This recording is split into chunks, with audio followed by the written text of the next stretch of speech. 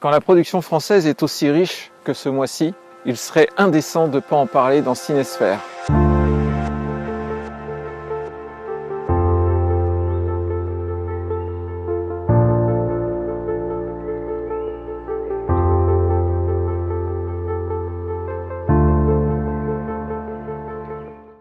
Bonjour à toutes et à tous, bienvenue dans Cinésphère numéro 3. Vous êtes sur Oiseo TV et également sur YouTube. On se retrouve pour parler de films, de séries et de YouTube. Dans un premier temps, la production française nous apporte tellement de très bons films, comme par exemple ce mois-ci Amanda. Amanda, c'est la vie de Victor, joué par Vincent Lacoste, exceptionnel dans ce film. On le retrouvera certainement au César en février 2019. Vincent Lacoste donc joue un jeune homme de 24 ans.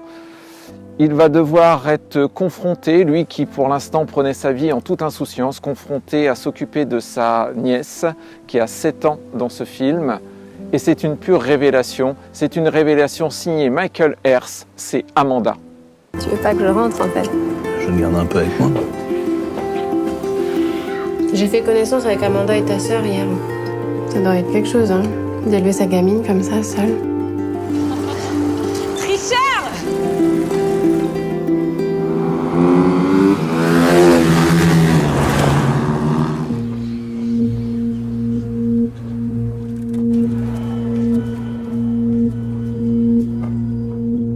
Qu'est-ce qu'il y a? Je veux voir maman. Comment c'est possible une chose pareille?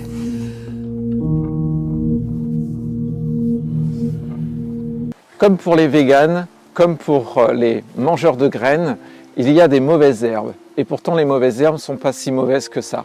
C'est ce que nous décrit dans ce nouveau film signé Kéron avec Catherine Deneuve et André Dussolier, une histoire d'un jeune homme à qui on propose un petit job bénévole et comme quoi, des fois, le bénévolat mène à des choses importantes. Mauvaises herbes. C'est un projet avec des enfants en difficulté. Et toi, tu dois les garder jusqu'à ce que je trouve ton remplaçant. Ok, je vais essayer. Non, t'essayes pas. Tu fais en sorte. Bonjour. D'habitude, les gens, comme ils répondent. On va voir comment ils s'en sortent. Il a de la ressource. Moi, je vais vous apprendre des vrais trucs qui vont vous servir dans la vraie vie. Brossez-vous les dents. Les esclaves, à l'époque, c'était en fonction de leurs dents qu'on décidait s'ils restaient en vie ou si on les tuait. Surtout toi. On sait jamais. Ils vous ont déjà eu une fois, ça peut se reproduire. On est ici pour travailler quelque chose d'essentiel, la communication. Non mais on s'est communiqué, merci. Hein. Eh vas-y, baisse les yeux là, me regarde même pas, baisse les yeux. T'as écrit quoi? HOPLA, des hop là. J'ai pas le temps, fais-moi des hop là. T'es sérieux là? Je connais pas vraiment votre histoire, mais ton ami là, je pense pas que ce soit un bon exemple pour les petits. On lui a beaucoup pris à ce gamin, mais il a un bon fond. Il s'appelle Frédéric Tellier. Il m'avait vraiment surpris dans son premier film, l'affaire SK1. On se souvient de cette affaire, malheureusement, qui avait fait la une des journaux pendant plusieurs années. C'était l'affaire de Guy Georges. Il avait, de façon somptueuse, filmé cette histoire policière, vraiment pas simple à mettre en mise en scène. Et là, il nous signe un nouveau film, Sauver ou périr. On est au cœur des pompiers de Paris. On est avec un Pierre Ninet, exceptionnel également. Il va rejoindre Vincent Lacoste pour les Césars, certainement en 2019. Une Anaïs de Moustier également dans un rôle très puissant et très fort dans ce film. Ça s'appelle Sauver et périr. C'est le 28 novembre au cinéma. J'avais 18 ans quand je me suis engagé. J'ai jamais été le plus grand ou le plus costaud, mais justement.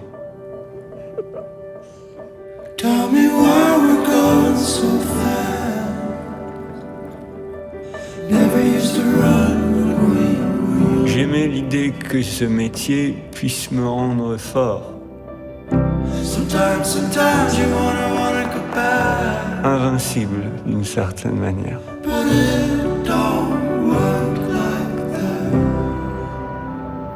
J'avais adoré il y a quelques années au Festival de Cannes Valley of Love signé Guillaume Niclou.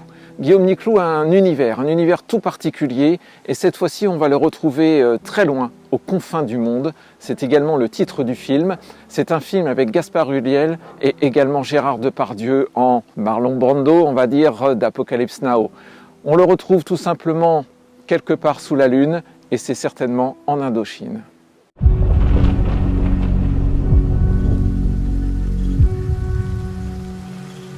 Le deuil est une drôle d'épreuve. Un jour on croit en être sorti et puis non. On est toujours là, incrusté avec sa colère. À mon frère aussi, ils lui ont coupé la tête. D'une certaine façon, on est de la même famille. Des rescapés. Tu diras à Vobine que mon nom c'est Robert Tassen et que je le lâcherai pas. Sachez qu'il y a des ennemis contre lesquels on ne peut pas lutter. Je parle de vous.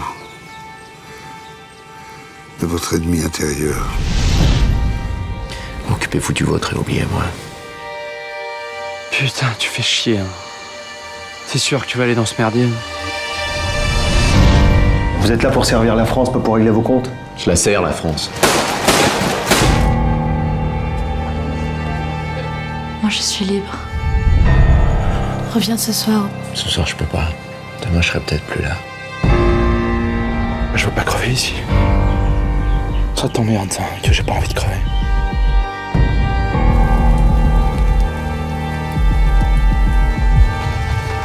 Je serai jamais comme tu veux. Pars, va-t'en. L'amour, ça prend de la place. Pas la bonne place. Et vous voulez la mettre à quelle place, votre vengeance?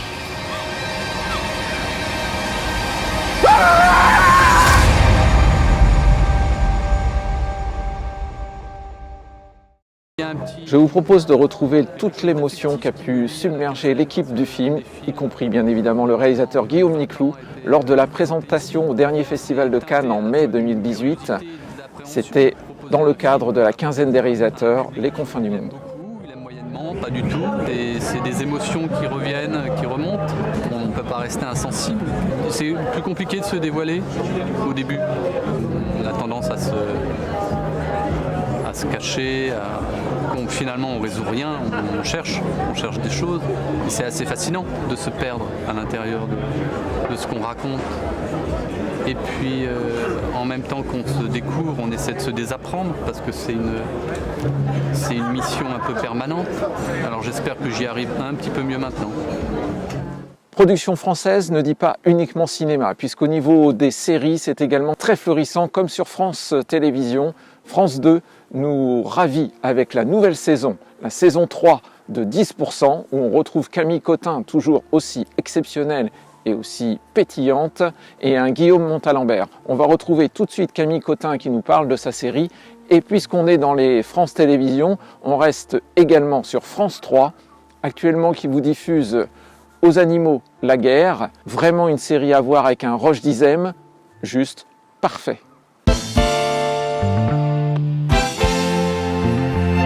Andrea, c'est une femme passionnée par son travail, passionnée de cinéma, assez idéaliste et intègre et puriste. C'est une personnalité assez volcanique. Tout est un combat pour elle. C'est une espèce d'amazone, de guerrière, mais ce qui fait la comédie, c'est que dès qu'elle arrive, elle a confiance en elle et elle doute pas. Ouais, mais méfie-toi, tu vas faire de l'ombre à tes collègues.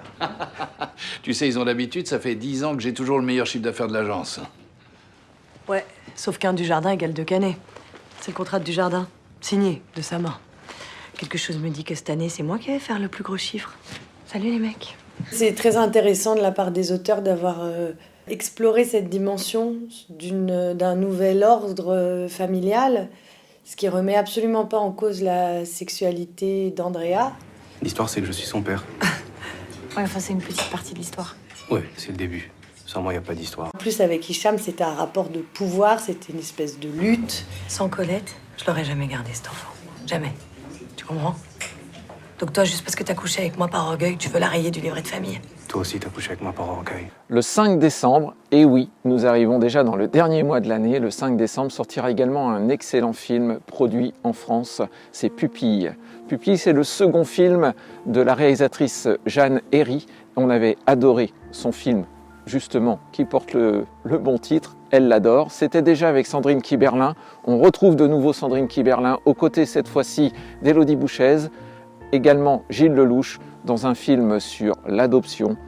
Traiter ce sujet est très compliqué au cinéma et on peut dire que Jeanne Herry a réussi ça à merveille. Moi, ça m'a pris un peu de temps avant de pouvoir l'envisager. D'accord. Enfin, d'accepter que j'aurai jamais d'enfant à moi. C'est peut-être pas la peine de le mettre dans votre rapport. Un bon candidat à l'adoption, c'est pas quelqu'un qui a rien vécu de douloureux. Dans la vie, on a tous des champs de mines et des champs de fleurs. Nous, ce qu'on veut savoir, c'est si vous avez réussi à déminer votre champ. C'est un petit garçon. Vous voulez le voir? Bonjour, je suis assistante sociale. Je veux pas le garder. Je vous appelle parce qu'on va sûrement avoir un petit pupille à accueillir. Probablement demain. Vous seriez dispo? On m'a proposé de faire un accueil aujourd'hui. Je dis non, parce que je crois que j'ai envie d'arrêter. Il a quel âge? Il y a un jour. Bonjour Théo, je m'appelle Karine, je suis éducatrice spécialisée. Gareth Edwards, ce nom vous dit peut-être rien, et pourtant, il a signé 2 films exceptionnels de combat, 2 films de kung-fu pour certains. Et là, on est sur un film qui avait été tourné à Jakarta. Rien à voir avec son nouveau film que vous retrouvez, une production Netflix. Ça s'appelle Le Bon Apôtre, Apostole, pour ceux qui veulent le titre en anglais. On est sur une île déserte. Cette île est habitée par une secte aux mœurs plutôt étranges, pour voir aussi un peu sanglante, voire beaucoup. À vous de découvrir ce film, il est actuellement sur Netflix et c'est le coup de cœur du mois pour la chaîne Cinesphère. Thomas, your sister, she's gone. These people, they're blasphemers, a cult, a disease. Bring her home. Name, Thomas Richardson. I dream of a world in which each waking day we rise equal. This island. It's our paradise. We have an intruder on our land. We have to find him.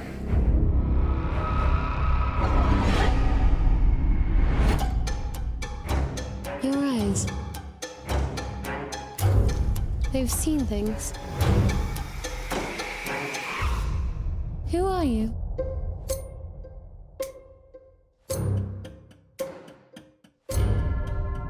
He shall be cleansed according to the edict of this land. The promise of the divine is but an illusion. God is pain. God is suffering. Beware false prophets which come to you in sheep's clothing, but inwardly they are ravening wolves. Mortal Engines, c'est le film à gros budget de cette fin d'année, certainement le film des vacances de Noël. C'est signé Peter Jackson à la production. Peter Jackson nous avait bien évidemment habitués avec sa trilogie du Seigneur des Anneaux, avec les Hobbits également. C'est un prodigieux producteur. Là, il a donné la main à Rivers pour la réalisation. Ce film, si vous êtes amateur de science-fiction, sera certainement votre film à voir en fin d'année.